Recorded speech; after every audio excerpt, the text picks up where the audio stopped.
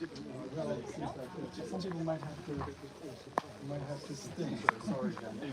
But we will give this to someone. Does anybody want this seat? No pressure. Okay. Well, someone will get it then. You want it? I'm good. No? Okay. Would you like?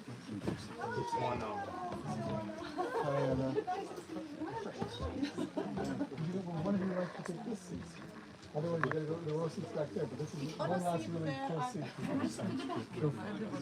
Which would you like? I'd rather just be to the I'm happy to take it. I can take it.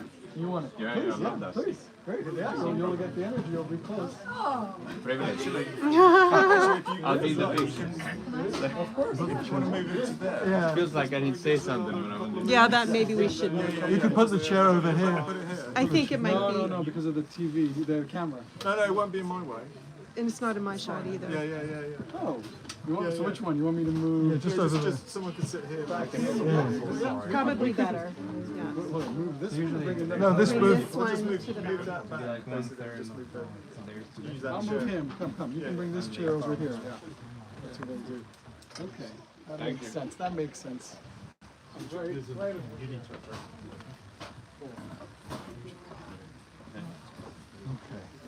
This one in a minute. Okay. You might have to give pillows kind of out on chairs here, so you have to find something back there. Yeah. We can potentially give them. What do you want? Yeah. Nigel, Yeah. who's your imaginary friend? Okay. Yeah. Thank you. You just check if there's any someone. Yeah.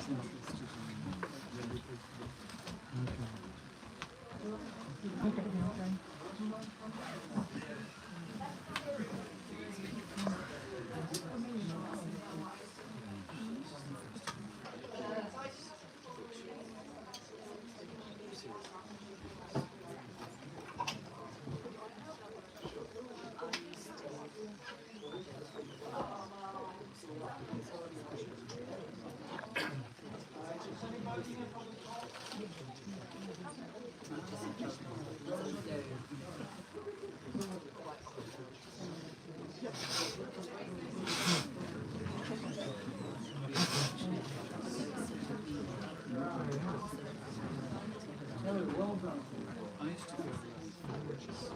Thank you. Okay.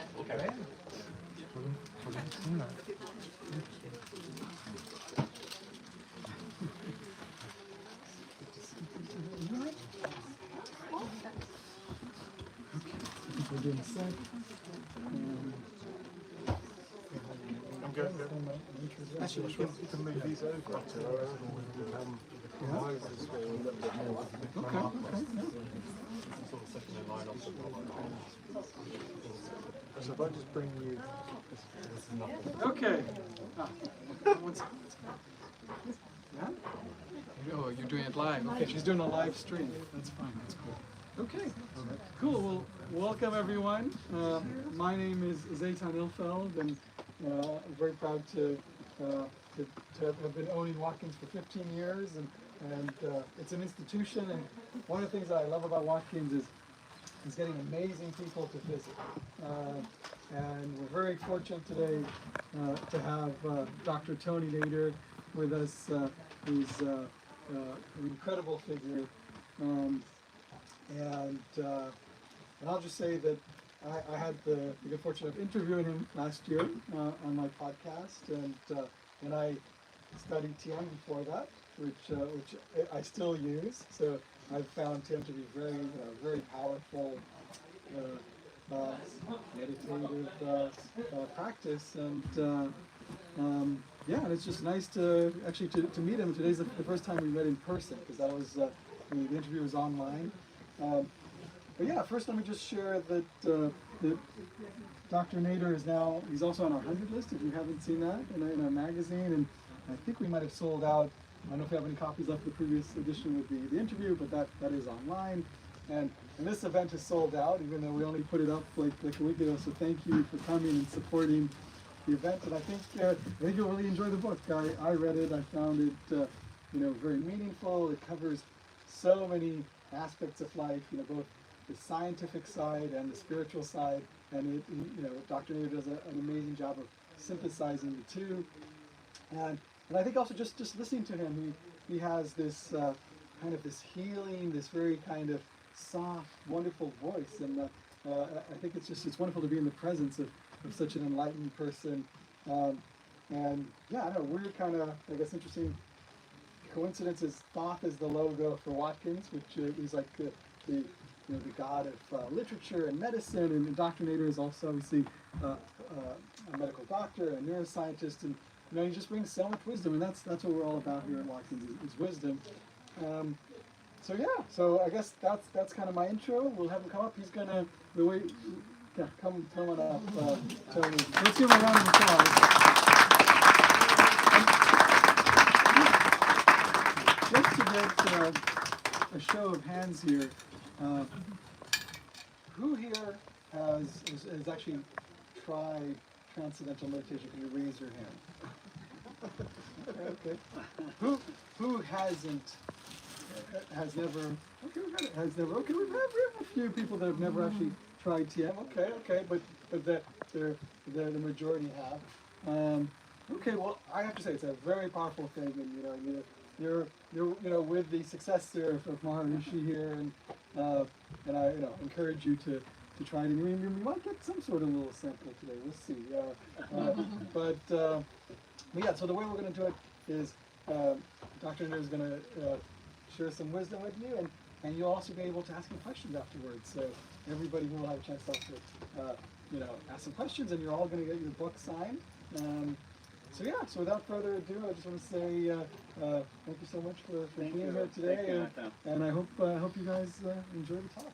Thank you for It's a joy to be with you. Thank you for taking the time to be here. Since most of us here practice transcendental meditation, we can start with 5 minutes of settling down if you like. Those who don't practice transcendental meditation, just close the eyes and let your mind be free.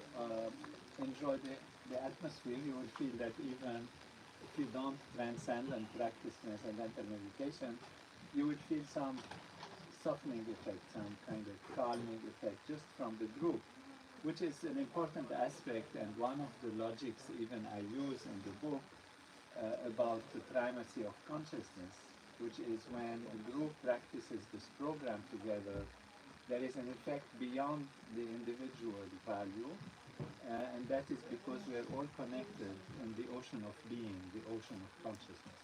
So we talk about that and interact, but just be easy, close the eyes and let the thoughts come in a non-judgmental way. Enjoy these moments of just silence and let the mind be free. Don't try to concentrate, don't try to create any new effect or expectation of anything.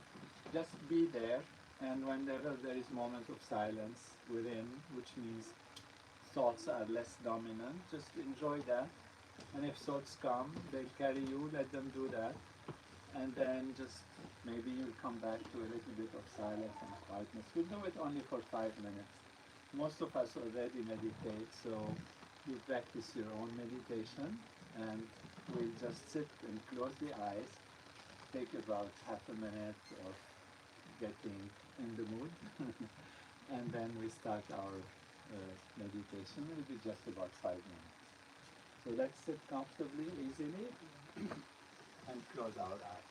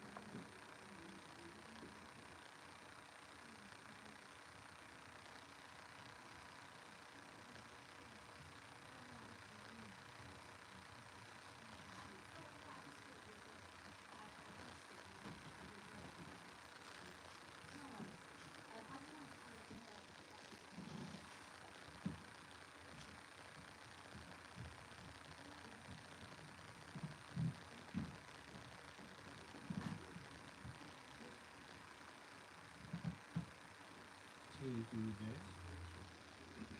Let's take a few minutes and then slowly open the eyes.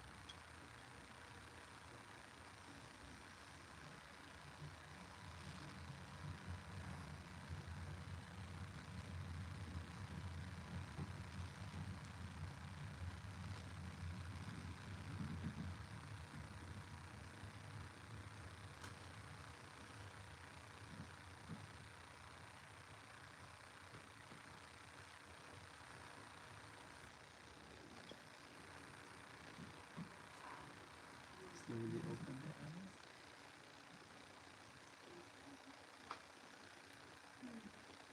That's good.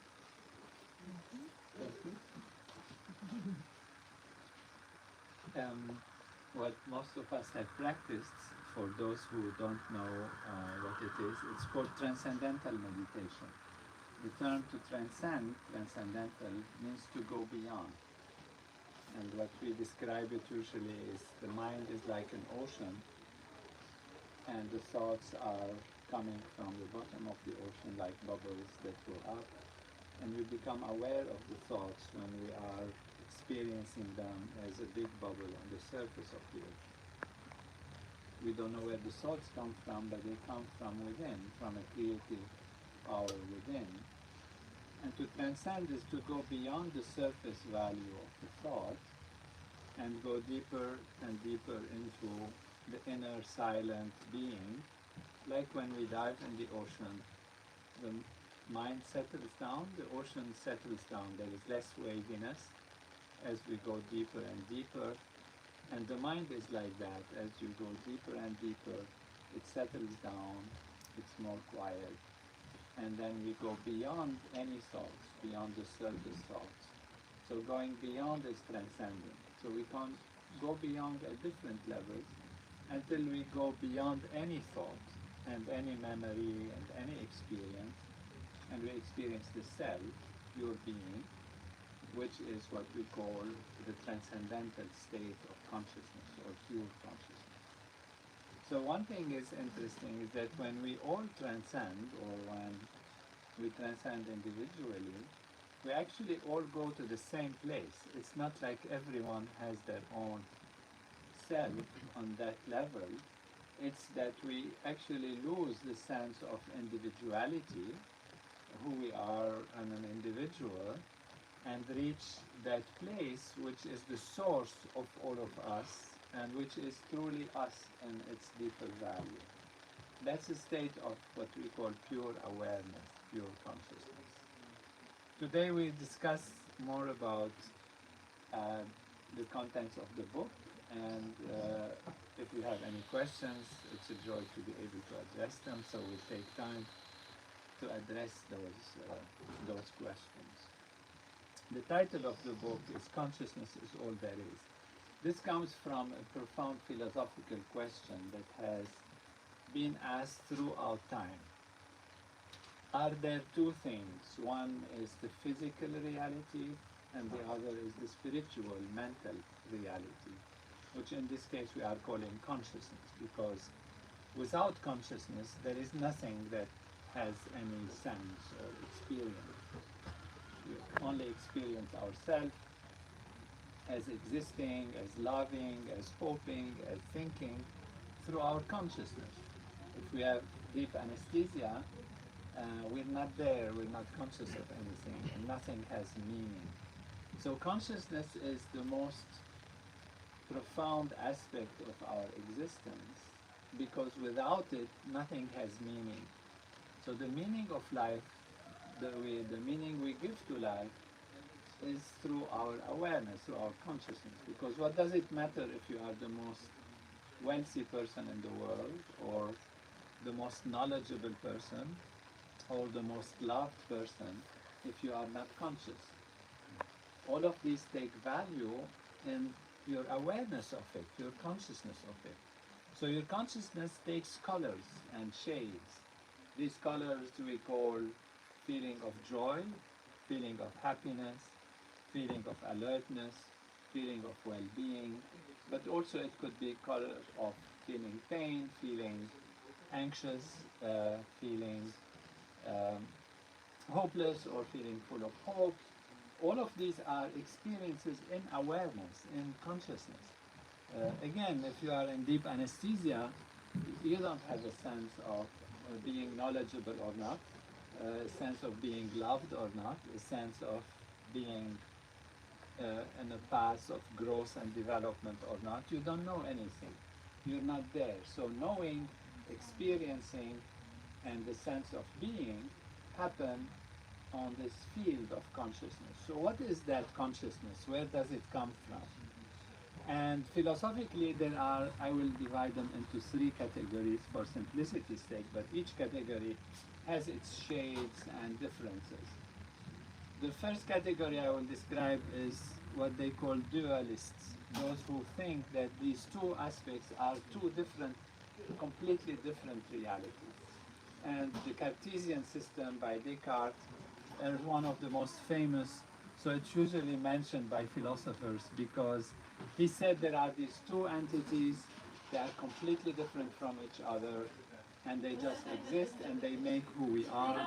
We have some aspect in us which is consciousness, and that is spiritual, and we have an aspect within us which is material, physical, and that is physicality that we have.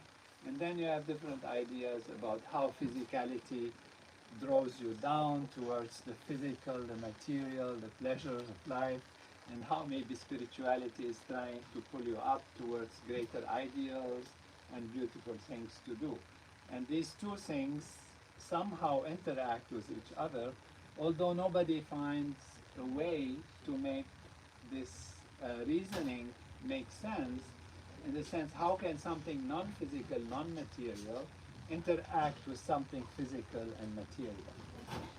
And this was a time of discussion that there are these two realities, and there is a mystery there which is not being resolved, which is how they interact and how they create an effect one on the other, which is not understandable. And as science developed, we realized that actually these two values are deeply connected. What happens in your mind actually influences your body. What happens in your body is reflected in your awareness, your mind. You can have the wrong diet or the wrong food, and you will feel not well mentally, or you get a virus. Physically, it's a physical thing, and yet you can feel miserable from that, mentally and emotionally. And you know, some of us, when we go through a cold, you say, am I gonna feel, soon again normal, or is it gonna be like this, my reality?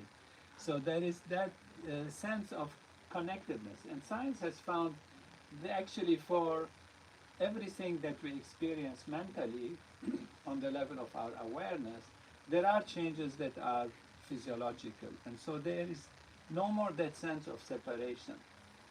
So then this category of dualists who say there are two things is no more favored neither by scientists nor by philosophers at all. So most people, most scientists, most thinkers today think that it's a monist. Monist means only one, like mono or stereo.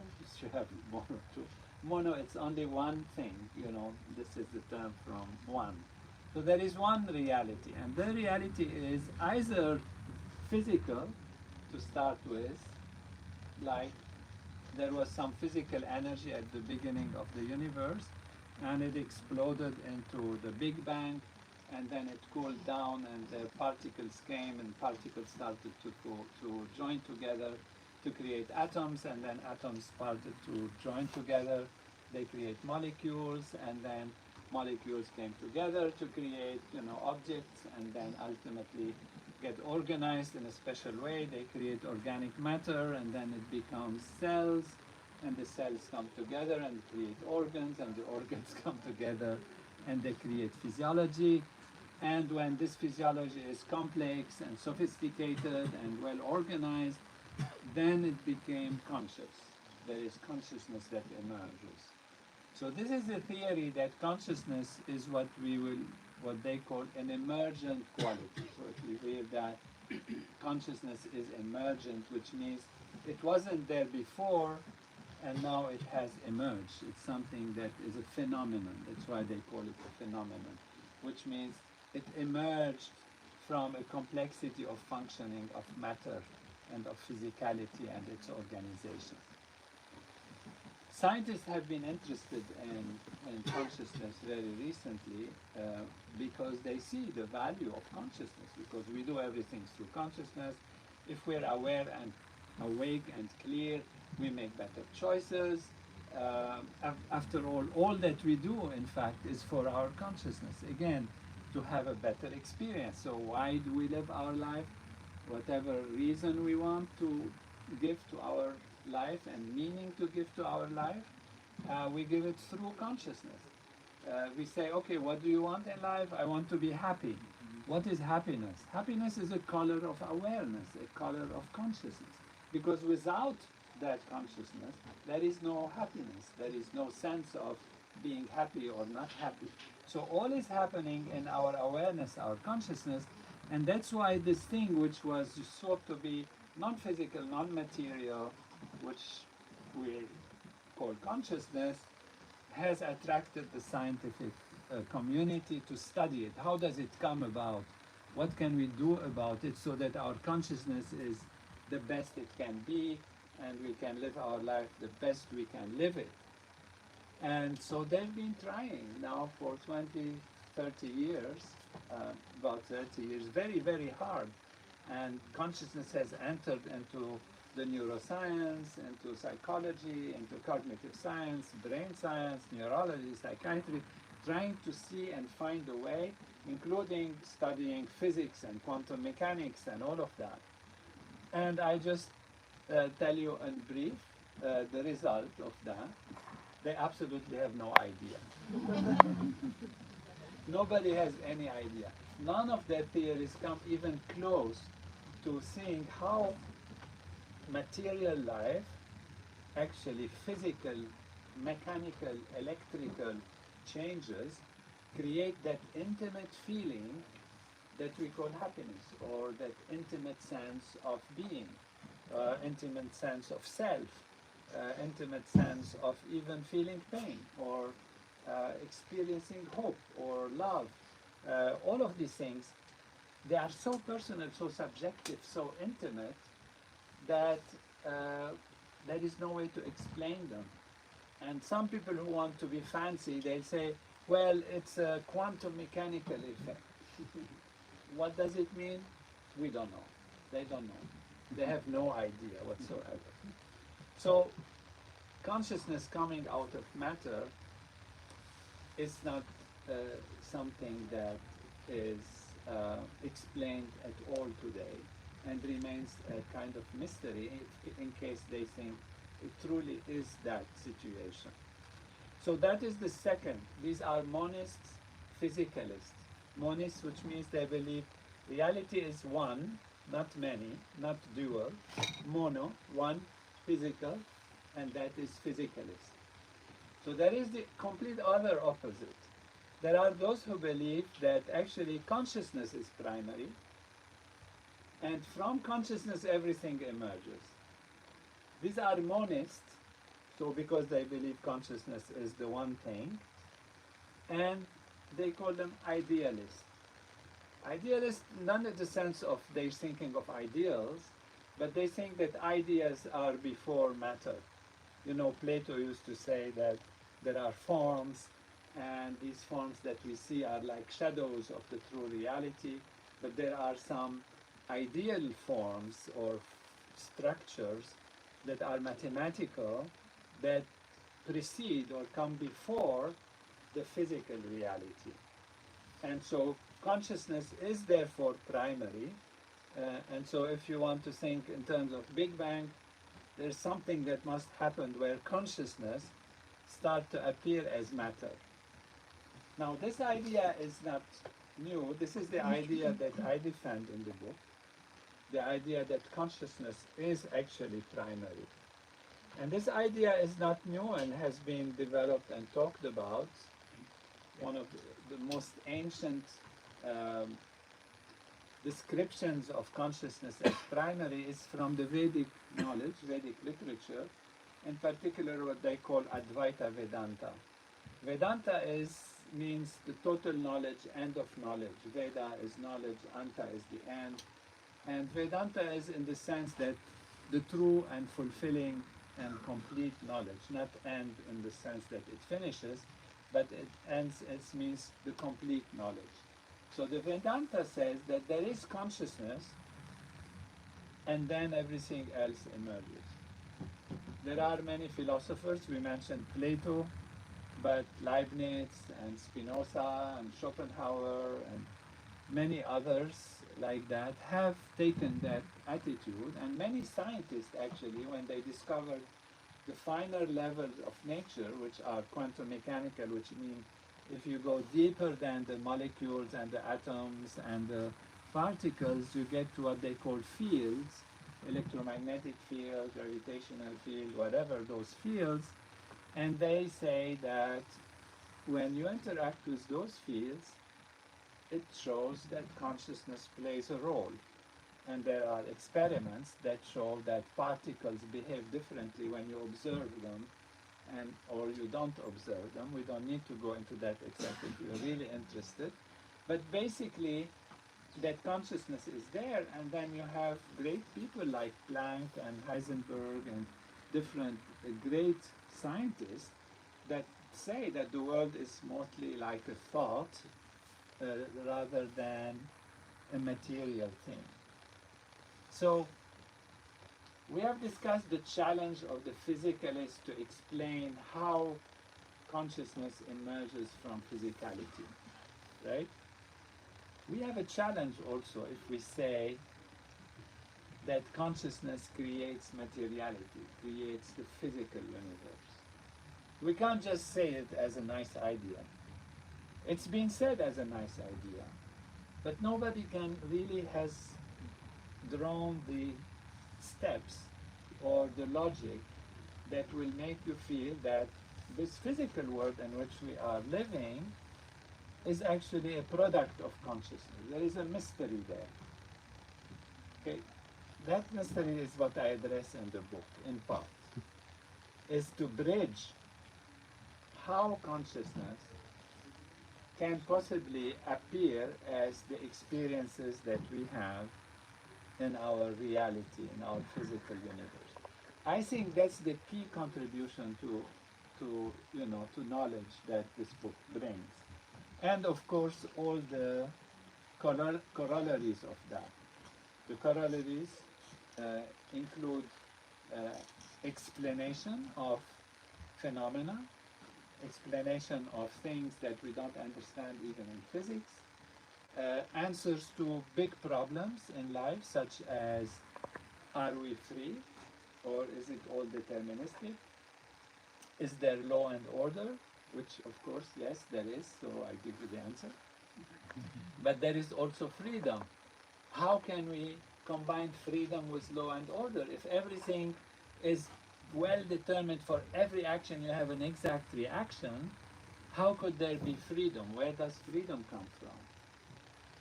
What's the meaning of life? Why are we here? Why so happen that this consciousness appears as all these different aspects of our own existence? Why is that?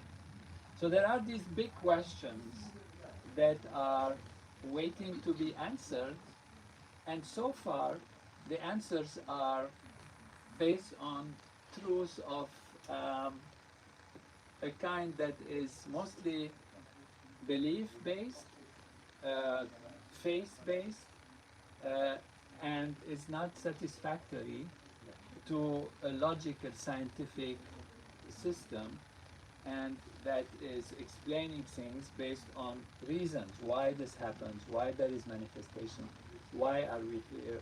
How do we see our progress? Is all fatalistic, or there is freedom? If there is freedom, evolution, is it based on trial and error, or is it based on a design? Or maybe both? Or how does it work if it's both? And so it's actually both. This is what you'll find in the book. In the sense that the way I explain it in terms of evolution is, suppose you have to go through a labyrinth. You know, labyrinths where you go and you get lost and then you go back, you try to find your way. You know, these, do they have another name? A maze, yeah. You want to go through a maze. And you try this way, it doesn't work. You try that way, it works. You try again this way, it doesn't work.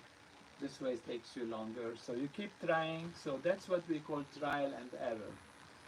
So evolution, Darwinian evolution, it's proven scientifically that there is trial and error. That things evolve if you are in the right direction, they evolve.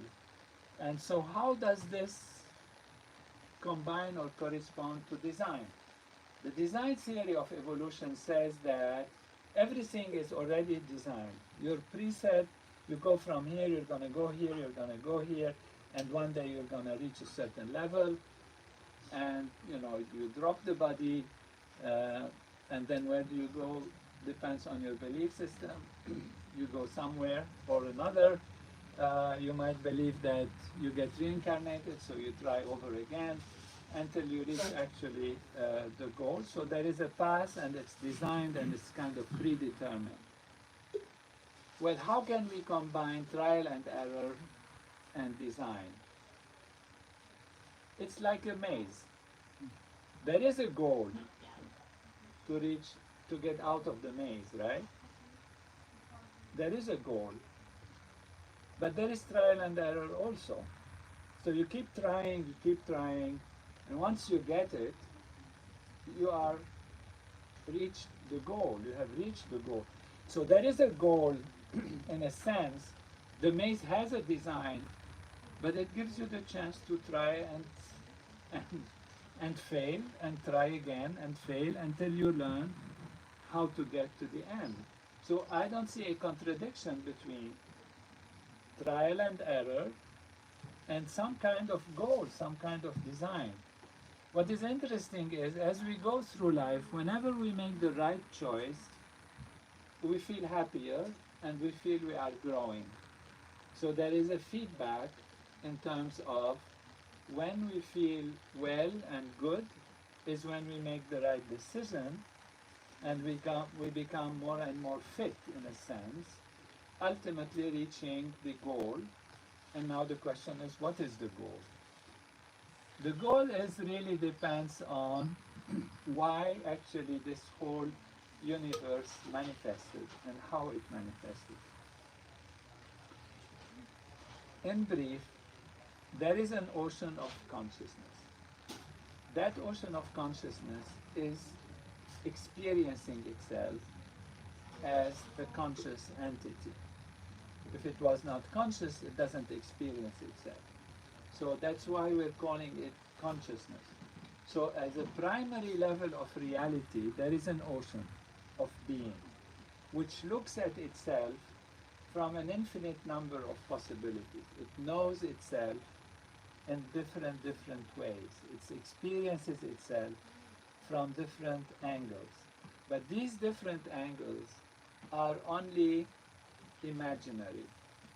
It's like you thinking, or we all thinking, okay, I have consciousness and I can think of things that my imagination allows me to think about. I can think of myself young, I can think of myself older, I can think of myself even imaginary living for 1,000 years. Why not? In the imagination, it's a possibility. I can think myself traveling in space. I can think of myself going back in time. I can think of myself younger, older, happier.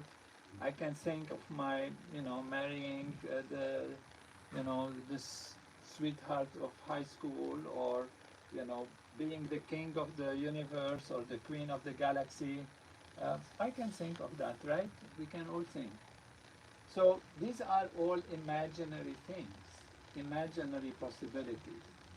So even us with our awareness that is relatively limited to compared to this ocean of consciousness that we are starting with, we have a fertile imagination.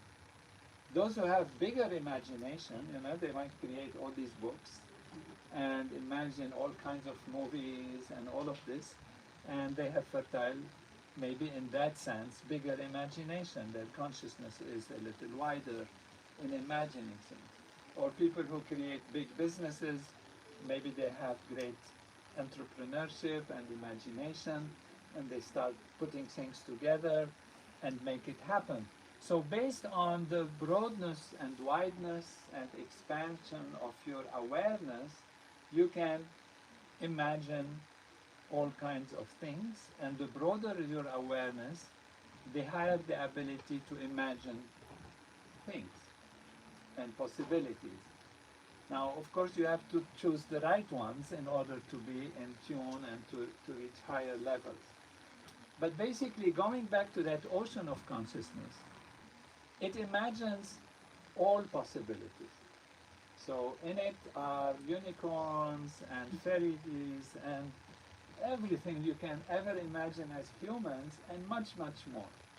But they are all imaginary, right? It's nothing is real. So I call them in the book virtual. They are virtual. So this ocean of consciousness is a field of all possibilities, literally all possibilities. Anything you can imagine or imagine that you could imagine is already there. So we have an ocean of being that's imagining everything.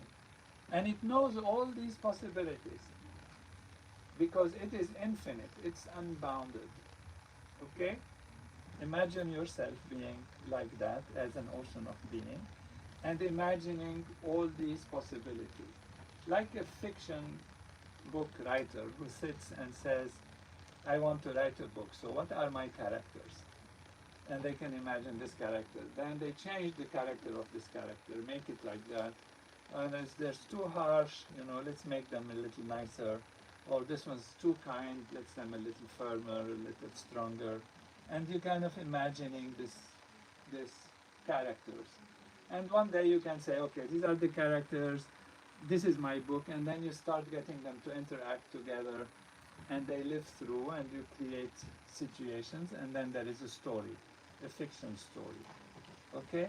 So, now the question is, why this ocean of consciousness, which has all possibilities, one ocean of consciousness, why would it bother to manifest as individual possibilities, like what, stones and trees and cats and dogs and humans and, Britishers and Irish people and French people and different, shapes and forms and colors. And why does it bother? We are all there already. We are already in that virtual reality, right? Because we are real, so that's already quite an advanced aspect. But unicorns, for example, they also are there. And so everything is there. Even our meeting now is there as a possibility, because we said it's a field of truly, literally all possibilities. It's a possibility of me standing here, but I could be standing there. It's also a possibility. It's a possibility virtually. Why not? It's an imagination. It's a fertile imagination. The question is, and I want you to think about it for a few seconds, what is it that makes that ocean of consciousness, which has all possibilities within it, bother to appear or to become or to manifest as those individual possibilities? You and me and the tree and the books and the whole thing and the whole madness that the world is going through right now. Why would it bother? Think about it I don't expect an answer, but but give you a time to just at least understand the question. You understand the question? Why the ocean of consciousness bothers to appear? Because we're saying it's one monistic, it's one ocean. We're not creating something new. It wants to play. Yeah, it's a good idea. Wants to play. But what is the play? Why would it want to play? What is its nature, that consciousness, the nature of the ocean of consciousness? What is its quality? Why we're calling it consciousness? Because it's conscious, it wants to be conscious. And to be conscious is to know, to experience, right? You are conscious of an object, you experience the object. You're conscious of your thought, you experience the thought. You're conscious. And from which perspective this ocean of consciousness is experiencing reality? From which perspective? Its own reality. It's from its own perspective. What is its perspective? Its perspective is infinite, it's unbounded, it's unlimited. It can imagine anything. It's not restricted by anything. So it has this unbelievable, expanded perspective. What is it? It does not know. What is it? It does not know is the question that makes it based on its nature. Why we say based on its nature? Because its nature is to know. We're calling it consciousness. Its nature is to be conscious in all possible ways. All possible ways. It wants to know from every possible perspective. Otherwise, when it's sitting there by itself, it is knowing only from one perspective, this unbounded perspective. It's a fabulous, unbounded, pure, unimaginably full, beautiful perspective. But it doesn't know what it is like to know from your perspective, from my perspective, from the perspective of a dog, from the perspective of a tree, from the perspective of a planet. It doesn't know. Why? Because it is unbounded, it is infinite, it is expanded consciousness. In order to know from limited perspective, it has to forget its essential nature and accept to be in the shoes of a limited perspective. Okay, let's take an example that will help us visualize this more. A great actor who wants to play a role, for example, the role of somebody who is drunk, or somebody who is sad, or somebody who is really happy, or whatever, a certain character. Suppose that person in their life, they are a nice person, loving wife or loving parent or whatever, some very nice, sweet person, and then they get a contract, can you play this ugly, terrible criminal guy kind of thing. Maybe that's a bit going too far, but what do they do when they play the role? Are they going to sit and say, oh, I'm nice and I'm feeling good and I should be loving and caring and I couldn't do that? They will never convince you that they are actually playing the role fully. They have to forget who they are in real life, who they are inside, and put themselves in the shoes of that character that they are supposed to play, right? So the more they actually forget who they are, and the more they integrate that new character, the more convincing they are as an actor, and the more they themselves actually experience the pain or the feeling of being in that situation in which they are. Maybe in the movie they have to experience the pain of loss of a friend or somebody or a loved one. And they have to actually be there and get the tears to flow. Not have to put, drops in the eyes. It won't be convincing. They have to feel it from inside. So they have to feel and forget all that they are in real life and put themselves in the shoes of the character that they are playing. And now they know what it is like to be that particular character, that particular individual, that particular personality, that particular condition. Okay? So this is what is the reason why manifestation happens. It is the one ocean of consciousness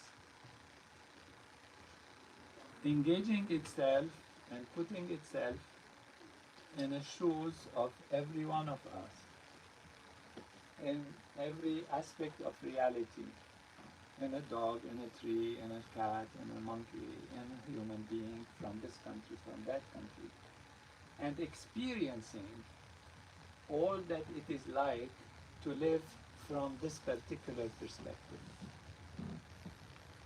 And so that is why what we call manifestation is an expression of limited perspectives in the field of all possibilities. What's the result of that? The conclusion of that is that we are all that ocean. We are all that ocean, and somehow our body, our physicality is hiding our essential nature. It's hiding it. And therefore we are, that's what we say, we are in ignorance of who we are. That's what the ancient literature, Vedic literature mentions, that this is what ignorance is. We don't know who we are. We don't know who we truly are. And that is part of the process of manifestation. That is a natural, spontaneous outcome of this ocean of consciousness, manifesting as individual beings. It could be even a stone or a tree or whatever, and then evolves. So what is evolution like? Evolution is to go from ignorance to knowledge. And the more you are experiencing yourself as unbounded, as unlimited, the more you realize you are that ocean, the more you are being liberated. And that is what is called in the Vedic literature moksha, is a Sanskrit term for liberation. Liberation means you get freed from ignoring the fact that you are the ocean. You're ignoring that. You are associating yourself with a certain individual character, a certain personality, a certain name, a certain... Fine, you are that. But your evolution is going to be, the more you know you are one with the ocean, the more you are liberated. Until you know you are the ocean, not just the wave, now you get truly liberated. And that's what enlightenment means. Enlightenment means to get in the light, to know things, to be free, to be a knower of reality. And a knower of reality is she or he or they, when they know that they are that unbounded ocean of being. So that's why one of the reasons, or the main reason, transcendental meditation is so important. Because it transcends the identification with the wave on the surface and opens our awareness to the ocean of being which is within us, which is the self which is within us. And as a result, we get released from stress. Stress are things that block our nervous system. Stress are things that put limiting beliefs on us, limiting factors that don't allow us to express our full potential. And that's why on the path to experiencing transcending and transcendental consciousness, you get released from stress. You sleep better, you feel better, life is better, you succeed more, there is support of life, and you are clearer and happier. Because the purpose of life is to reach that state of total enlightenment. And as you have to reach that state, you have to get rid of limiting beliefs and problems, which we call stress, and come to that point of full being and full happiness within, because then there is nothing missing. So the purpose of life is the expansion of consciousness. By expanding consciousness, you have greater fulfillment naturally, because you are expanding yourself, and that's what brings happiness. So when we say the purpose of life is the expansion of consciousness, we can also say the purpose of life is the expansion of happiness. But the expansion of happiness happens with the expansion of awareness. In fact, what we want really is not just to have more. To have more is a real thing, which makes us feel that we are more, but what we really want is to be more. We really want to be more, not to have more. You can have more and more and more stuff, but if you are not more yourself, you will never be fulfilled. And so the growth in life is on the basis of becoming more. How much more you want to become? You want to become everything. That's why we never stop, you know. You have people who get $1 billion, they want $2 billion. They get 2 billion, they want 5. They want 5, they want 100. They want 100, why not 400? You know, it's a staggering number, but it seems it sounds heavy. And they still continue. And they expand their awareness. If they are actually understanding the purpose, then they start helping others and connecting with others and doing things to others. So there is no harm to have more. But if you are growing in more, you start seeing yourself as the ocean, and the ocean sees every wave as itself. When you are a wave and stuck on the wave, every other wave is a threat to you. It might blow you away. But when you are the ocean, every wave is yourself. And your happiness grows when you see others happy, when you feel like everything is evolving. And so all of this comes together to explain why there is good and bad. And it's not for just some moral nice reason, because there is some force in nature that wants us to be like this and like that. It's because it helps you grow, it helps you evolve, it helps you become more. And as you become more, you are happier and you grow in your awareness. So these are some of the thoughts and questions discussed in the book. I don't have to make publicity for the book because you already have it.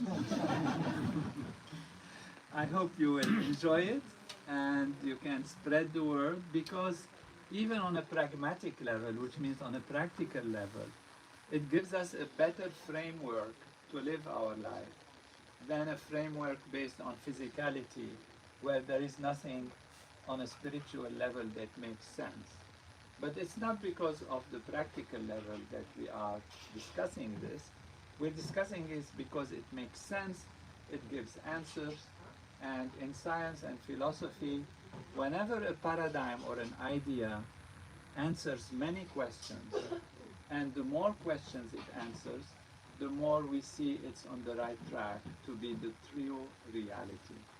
And therefore, I am convinced from myself, and I hope you will get convinced as you go through the book, that idealism, which means consciousness, is primary, and it explains all of these different aspects of our lives, and you can look at much more details in the book. And I'm happy to hopefully meet again and then discuss more once you have read it. So thank you again for we can just ask a few questions. Yeah, of as course. well. Let's give a round of applause for Dr. Nader. And I think I certainly love this idea that we need to, it's not about having more, we need to be more. Right. It's beautiful.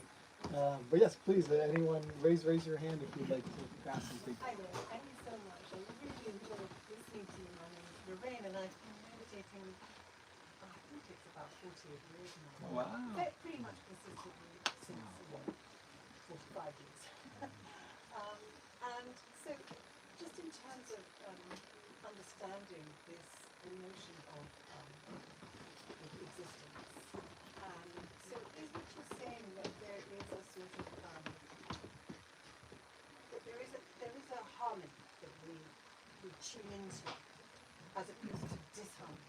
So what you're saying is that the consciousness wants to expand into inverted commas happiness, whatever that is, as opposed to unhappiness. Exactly. So there is a direction in the maze. The question. Yeah.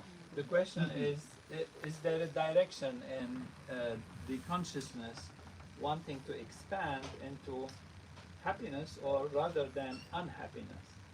So, in fact, as it expresses itself, it starts, as we know in the Big Bang, with limited perspectives, because molecules are just limited perspectives, very limited perspectives, so limited people have a hard time thinking that it's a locus of consciousness, which it is.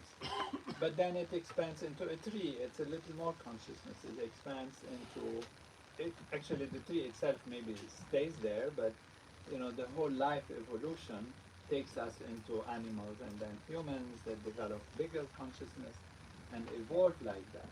So it wants to go from the fullness of being, consciousness, through all the experiences, but it wants to go back to itself. It wants also the highest experience.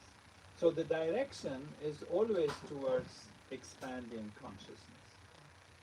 And expanding consciousness is synonymous or comes together with expanding fulfillment and happiness.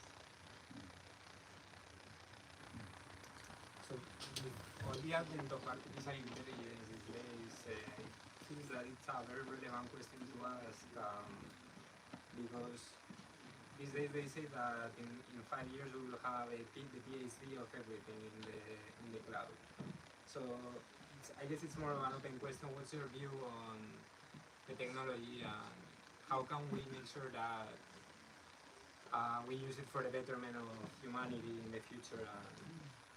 So it's an important question about mostly technology and in particular artificial intelligence.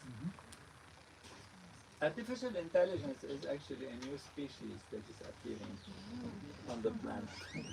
I don't want to scare you, but it's really a different species. It's a different way of calculating, managing algorithms, and taking data and crunching it into a few seconds. Anyone who has used it realize it's absolutely amazing. It doesn't, you know, within a few, just the blink of an eye, it has given you a complex answer or written amazing paragraphs for you. And so it's a new way of computing. And the question becomes on two levels. Is AI conscious, artificial intelligence, is it conscious? And the second thing is, what is its impact on our lives and our own situation and our own consciousness? Based on this book, AI is conscious because everything is conscious. But we have expanded the definition of consciousness to include not only human-like consciousness. Human-like consciousness is one kind of consciousness. It's one type of consciousness. It's a sophisticated consciousness. And it's an evolved consciousness. Mechanical consciousness is lesser type of consciousness. And we, even as humans, we experience within ourselves different states of consciousness. When we are awake and clear in the day is something, and when we are drowsy and tired is another state of consciousness. When we are dreaming, we are imagining some kind of fictional reality, which when we wake up, we know it's not for real. When we are sleeping, also we have a different state of consciousness. So we, even as human, experience different states of consciousness. And like this, there are much more different kinds of states of consciousness throughout the universe, throughout our world.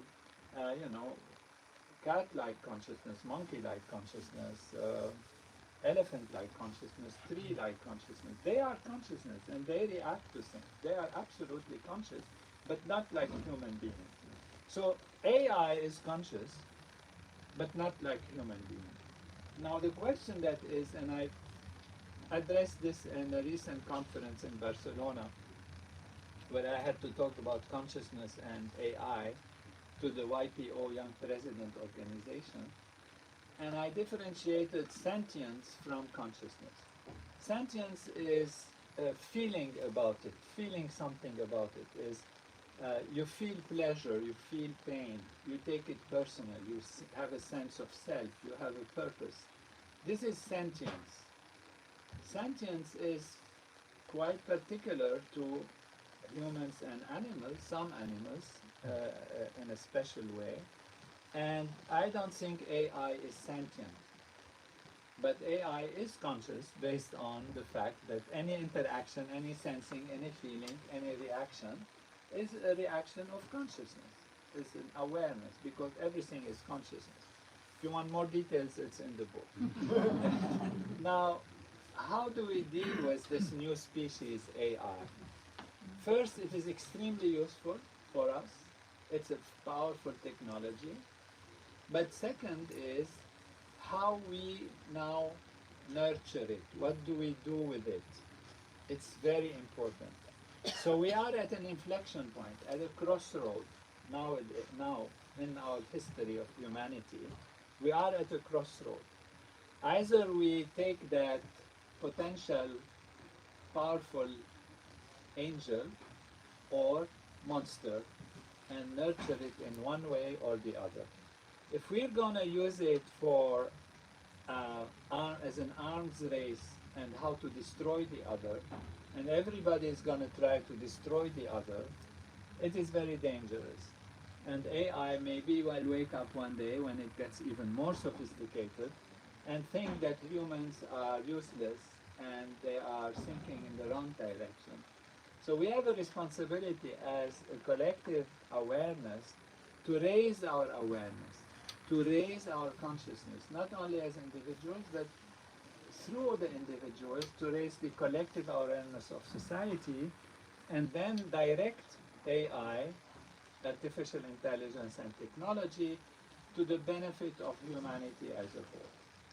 Now, it's not a doom thing. If they start always, they'll start with kind of, how can I get better economic thing, and how can I, beat the other, and all of that. But I am confident that AI will correct itself, and that humans will realize that we are better off cooperating and using artificial intelligence for the benefit of all. And that is something which will happen if we raise consciousness. That's why we are always going out and say meditate and practice TM and transcend and go back to the self and create this effect, which actually has been proven to improve societal situations in terms of conflict and conflict resolution, accidents, and behavior in society. So it's a great responsibility today for humanity to raise its awareness and know that we are actually one, and we have the ability to direct and nurture artificial intelligence in the right way.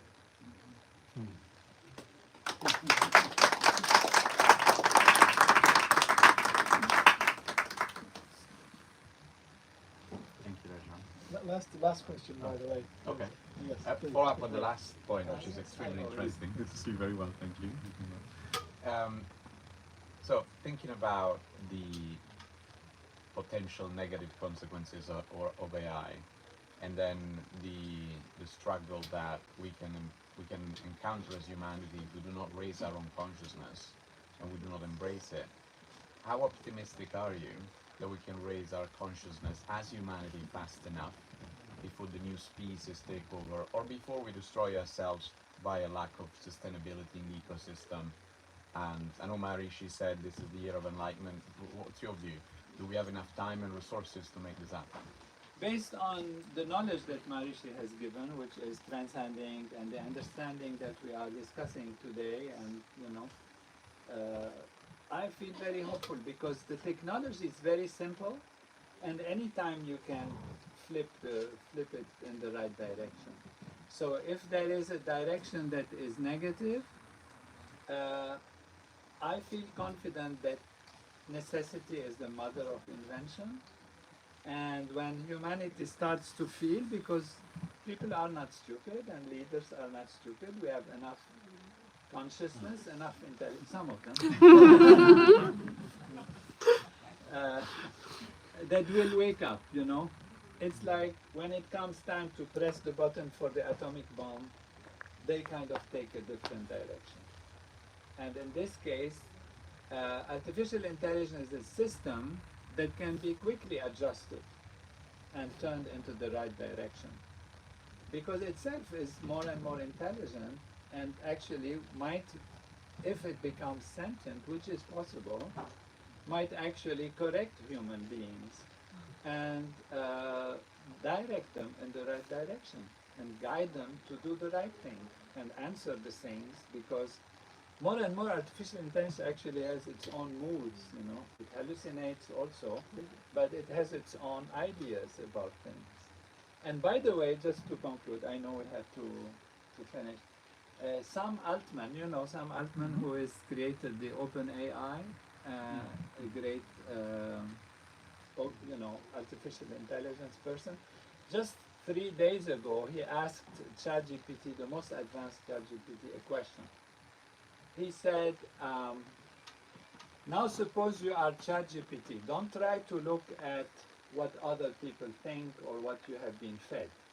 Because when you do a prompt to the AI, you have to tell them, act as if you are that person or act as if you are that person, because then they actually embody that person and give you the answer from that perspective.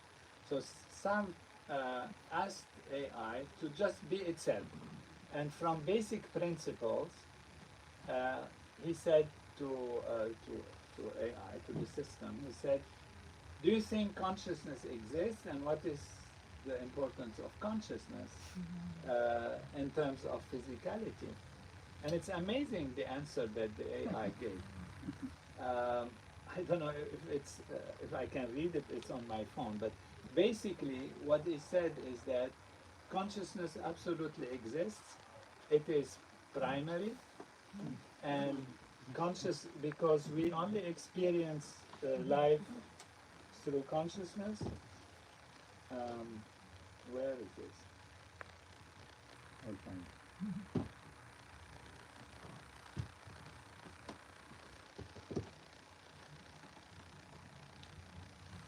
I can ask ChatGPT again just in case. What did you say to Sam Altman about consciousness recently? Here I have it. And then this is the answer. It's good. It takes a minute to read it. Relying solely on my careful first principle reasoning and setting aside any external philosophical framework, here is my clearest personal stance as GPT 4.5 or whatever it is. What I personally think. Point 1. Consciousness definitely exists. This is undeniable, since all experience directly proves awareness itself. 2. Matter or material universe is always inferred indirectly through consciousness. We never directly observe matter independently, only perceptions appearing within consciousness. Because consciousness can easily create structured experiences, as demonstrated clearly by dreams, imagination, or simulations, an external universe is not strictly necessary. Given that matter is never directly experienced independently, it seems logically simpler and clearer to conclude that consciousness alone truly exists, and the material universe is merely a consistent experiential creation within consciousness itself.